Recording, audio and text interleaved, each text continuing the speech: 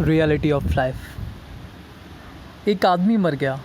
जब उसे महसूस हुआ तो उसने देखा कि भगवान उसके पास आ रहे हैं और उनके हाथों में एक सूटकेस है। भगवान ने कहा, पुत्र चलो, समय हो गया है। आश्चर्यचकित होकर आदमी ने जवाब दिया, अभी इतनी जल्दी? अभी तो मुझे बहुत काम करने हैं। ये मैं क्षमा चाहता हूँ, किंतु अभी चलने का समय नहीं है। परंतु आपके सूटकेस में क्या है?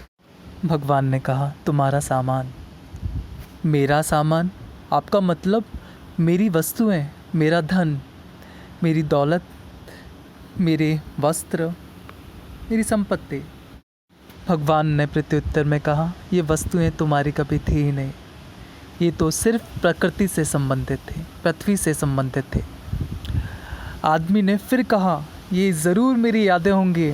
भगवान ने जवाब दिया, वो भी तुम्हारी नहीं थी, वो तो केवल समय की देन थी। फिर इंसान ने कहा, फिर तो ये ज़रूर मेरी बुद्धिमत्ता होगी। भगवान ने फिर कहा, वह भी तुम्हारी नहीं थे, वो तो केवल परिस्थिति जन्य थे। फिर से इंसान ने कहा, फिर तो ज़रूर ये मेरे परिवारजन और मित्र होंगे। भगवान ने फिर से जवाब दिया, क्षमा करो, वे भी तुम्हारे कभी थे नहीं, वे तो सिर्फ राह में मिलने वाले पथिक थे। फिर इंसान ने कहा, फिर तो ये निश्चित ही ये मेरा शरीर होगा। भगवान फिर से मुस्कुराए और कहा, वह तो कभी तुम्हारा था ही नहीं, वो तो केवल राख थी।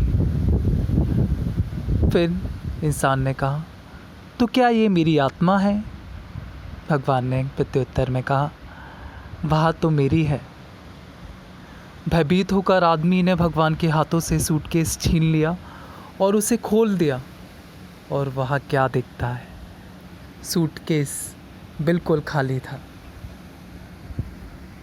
आदमी की आंखों में आंसू आ गए और उसने कहा, मेरे पास कभी कुछ था ही नहीं।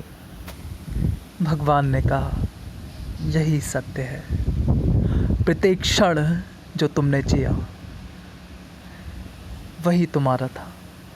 जिंदगी क्षणिक है और वे ही क्षण तुम्हारे हैं। इस कारण जो समय आपके पास है